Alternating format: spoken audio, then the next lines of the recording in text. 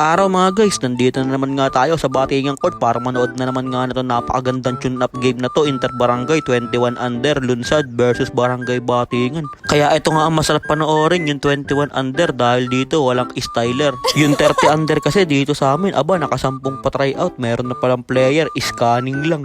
Binabash tuloy kayo ngayon ni Andoy Estrada, kaya tara samahan nyo na muna kami dito sa aming trip. Let's go!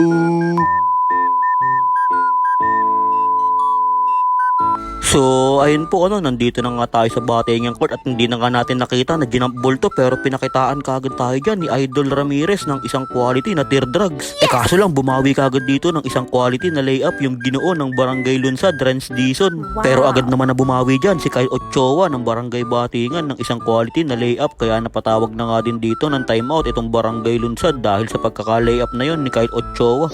At syempre shoutout na nga din sa lahat ng nanonood sa atin ngayong gabi, at lalong-lalo na dito kala Kuya Jomel, kala Kuya G-Boy Anore, kala Coach Ariel Balahadja, Jenyox Nicandro, Coach Mikey at Coach Bossing Robin Merke. Grabe naman si Bossing Malupiton, nanonood pala sa atin ngayon dito. Kaya pinakitaan na dyan ni Renz Dizon ng isang magandang pasa yung mga nanonood sa atin ngayong gabi. Kaso lang biglan na subasob dito si Renz Dizon sa sobrang pagmamadali at akala namin hindi na siya tatayo dito mga guys, pero nagpakit lang pala dyan ang Ginoo ng Barangay Lunsad at bumangon din kagad. Nagpahinga lang pala saglit dito ang Ginoo ng Barangay Lunsad, sabay bumangon na din si Renz Dizon. Sabay pinleksa na sila dito ng muscle ng import ng Barangay Lunsad, ayun nilamon silang lahat at ito na nga yung sumunod na nangyari.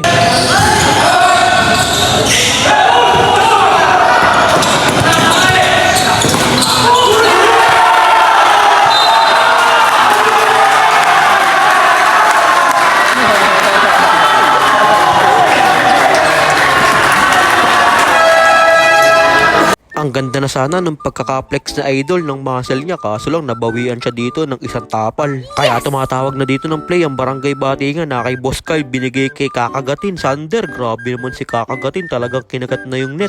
Kaya panay na ang boka dito ni Coach Alex Arce, kung ano-ano na naman siguro tinuturo niyan sa mga player niyan. Panigurado ko puro kabastusan na naman tinuturo niyan ni Coach Alex. Kaya si Kuya G-Boy ano rin na ang kumausap dito sa mga player, dahil pag si Coach Alex Arce ang kumausap dyan sa mga player, ay nako, puro kabastusan lang ang matututunan nyo dyan. Kaya kala Kuya G-Boy kayo makikinig saka sa mga coach natin dito, para puro kabutihang asal ang matutunan nyo. Huwag kayo kay Coach Alex makikinig, puro kabastusan lang tinuturo niyan ni Coach Alex Arce. O diba nun si Kuya G-Boy ang nagturo, nakashoot kagad tong si Ramirez. Pati biglang sumipag dito mga player ng Barangay Batingan, ayun may dumadive pa, sabay dedepensa ng maganda. Ayun huli ka, hindi pwede yan tropa. Nung si Kuya G-Boy ano rin na nagsalita dito sa mga player, ay biglang gumanda ang laro ng Barangay Batingan. Ayun Paul basket pa galing kay Kyle Ochoa.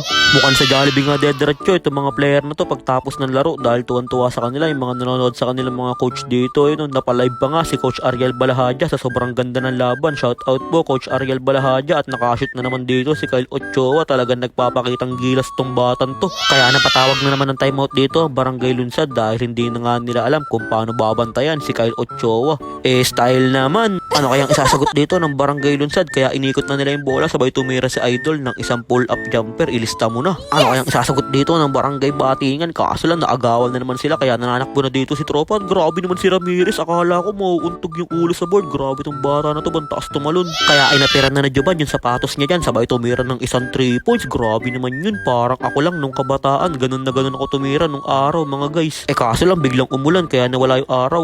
Kaya nananakbo na naman dito si Joban Nicandro, nagmamadali, umispin move pa, sabay lumay-up, hindi lang pumasok yung layup na yun. Talagang kuwang-kuwa mo pa naman ang mga moves ni Jenyox Nicandro nung araw. Kaya natirahan na sila dito ng Boss Kyle ko na taga Mambog. Ayun grabe naman tong Boss Kyle ko na taga Mambog, shooter.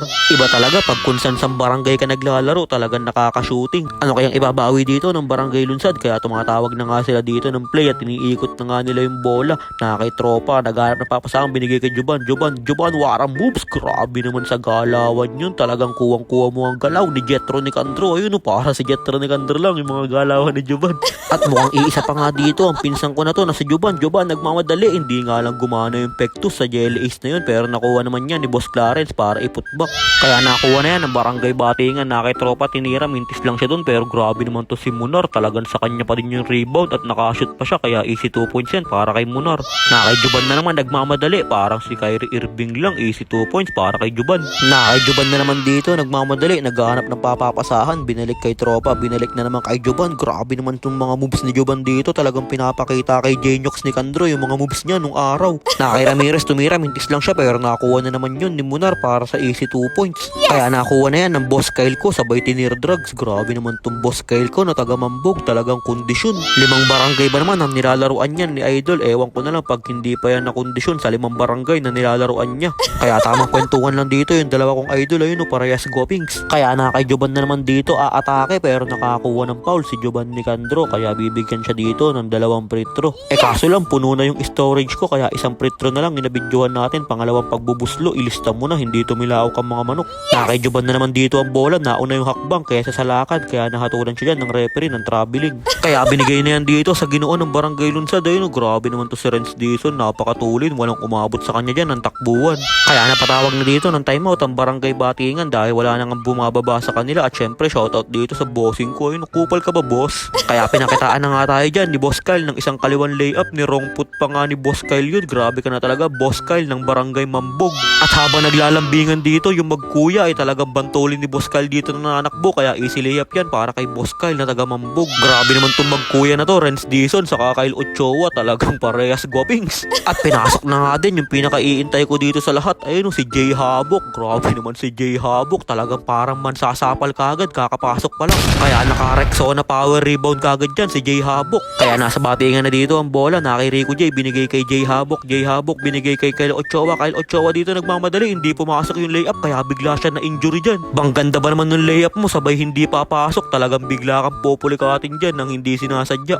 At grabe naman magkislapan dito yung dalawa kong manok, kayo no, talagang parang mga panabong. Talagang kanya-kanya silang kislapan dyan, ayun no, talagang nagkakabigayan na ng tari. Kaya in-inbound na nga yan ni Rico J Angustia at hindi pa nga din tapos magbigayan tong dalawa na to, kaya hinabol sila dyan ng ating referee. At sabi ng referee, oh, tune up lang yan, baka magsuntukan pa kayong dalawa dyan, ha. Masyado kayong maiinit, binabagyo na nga tayo, maiinit pa kayo, kaya relax lang kayo, kalma lang. Kayong dalawa na lang ang magkamukha, nag-aaway pa kayong dalawa. At dahil nakakita na nga si Rico J Angustia ng above sa ibabaw ng ring, kaya tinira niya na kagad yun. Grabe naman to si Rico J Angustia, nakakita lang ng above sa ibabaw ng ring, tinira kagad.